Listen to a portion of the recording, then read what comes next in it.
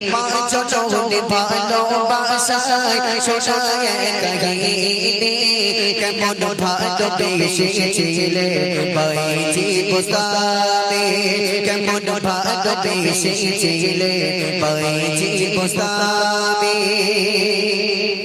মাকে ভালোবেসেছিলে বাইজি বুস্তানে সদা মায়ের দোয়ানিতে কদম নিতে জমে মাকে ভালোবেসেছিলে বাইজি বুস্তানে সদা মায়ের দোয়ানিতে কদম নিতে জমে আল্লাহ নবী বাইজি ছিল ভক্ত মা জননী মায়ের প্রতি অবহেলা কখনো করেনি মা জননী বিমারি হলে মা জননী বিমারি হলে পাশে সন্তান থেকেছে মা জননী বিমারি হলে পাশে সন্তান থেকেছে বিমারি রাতে মায়ের পাশে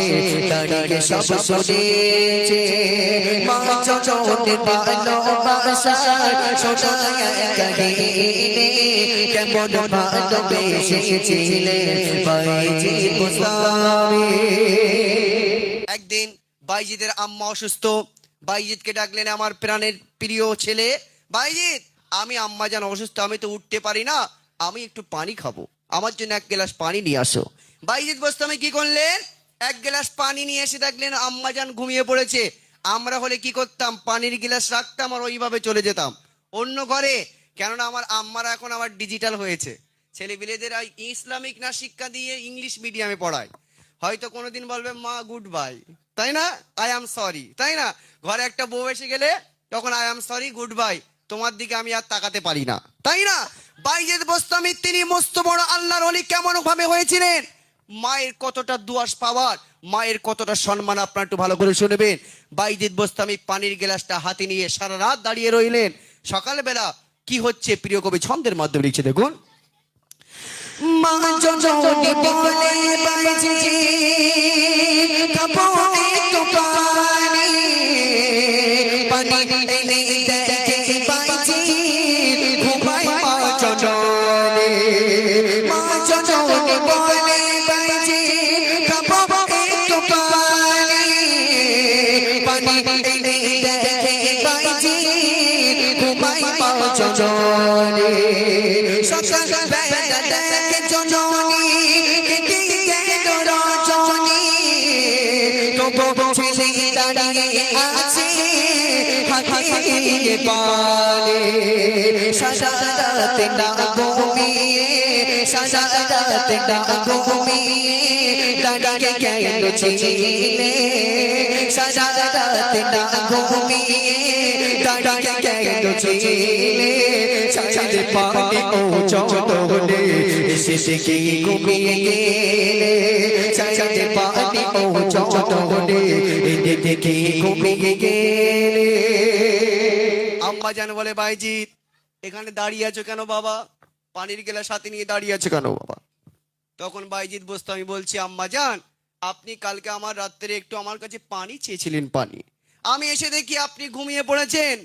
আমি যদি পানির গ্লাস রেখে যদি চলে যেতাম তাহলে আমার অসুস্থ মা ঘুম ভাঙলে পানি কোথায় পেত, আমার কাছে তো পানি খেতে চেয়েছে, আমি ওই জন্য আপনি অসুস্থতা বলেছেন, আমার মা যদি রাত্রে ঘুম থেকে উঠে যদি পিপাসা পায় ওই জন্য পানির গ্লাসটা আমি হাতে নিয়ে দাঁড়িয়ে রয়েছি, আমার মায়ের কখন ঘুম ভাঙবে আমি তখন আমার মাকে পানি পান করাবো, জোরে বলো সুবহানাল্লাহ। আমাদের ঘরে বাপ একটা হাত উঠবে মাকে গালে তুলে খাওয়াই, জি উঠবে, খুঁজে পাওয়া যাবে না, কিন্তু শালিকিকে ফুসকা তুলে খাওয়াই গালে দুটো একটা উঠবে, কিন্তু লজ্জার খাতির এখানে আর বলছি না। যাক মাশাআল্লাহ। চলেন, বাইজিতের মা তখন বাইজিতের এত ভালোবাসা দেখে খোদার দরবারে দোয়া করছে, আল্লাহ আমার বাইজিতকে তুমি সাধারণ মানুষ বানিও না, আমার বাইজিতকে তুমি আল্লাহর ওলির মর্যাদা দাও, জোরে বলো সুবহানাল্লাহ। আর বলতে না বলতে আল্লাহ পাক মায়ের দোয়াকে কবুল করে নিয়ে বাইজিদকে বড় মস্ত বড় অলি বানিয়ে দিলেন, জোরে বড় সুবহানাল্লাহ। আয় কচি, তাহলে গজল থেকে কি শিখলাম? আমি বলেছি প্রত্যেকটা গজল ইনশাল্লাহ কোরআন হাদিস থেকে আপনাদের বুঝিয়ে দিয়ে যাব। তবে আমাদের গজলগুলো শুনতে গেলে এখানে ভালো করে বসতে হবে। প্রত্যেকটা গজল কোরআন হাদিস থেকে ইনশাল্লাহ আপনাদের দিয়ে যাব। অনেকে বলে গজলে কিছু পাওয়া যায় না, তবে গজলে কিছু আছে কিনা আমি আজকে বুঝিয়ে দিয়ে যাবো ইনশাল্লাহ। যদি না বোঝাতে পারি আমাকে স্টেজ থেকে নামিয়ে দেবেন, আমি তাতে কোনো দ্বিধাবোধ করবো না। চলেন তাহলে কি শিখলাম? মায়ের দোয়ায় আল্লাহর ওলি হওয়া যায়। সেই মায়ের পায়ের তলা আমাদের কি শোনা? জান্নাত, তাই না? সেটা ভুলে গেলে চলবে না। প্রিয় কবি শেষ ছন্দে লিখছে, দেখুন। বাইজিদের ভালোবাসা দেখিয়া জননী খোদা তারে আরজি করে ওনি বানাও কোরবানে। বাইজিদের ভালোবাসা দেখিয়া জননী খোদা তারে আরজি করে ওনি বানাও কোরবানে। মায়ের তোমা কোমল বাবা পাইছি পুস্তামি ওলি বেবে খোদার কাছে ফটো ভিডিও গাবে। তাই বলি গো আব্দুল মান্নান বাকি কওলো গীতিমা। তাই বলি গো আব্দুল মান্নান বাকি কওলো গীতিমা।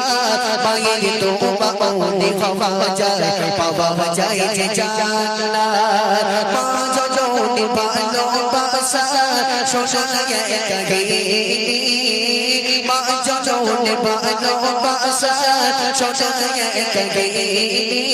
মাকে ভালোবেসেছিলে কেমন ভালোবেসেছিলে পাইছি গোসামি।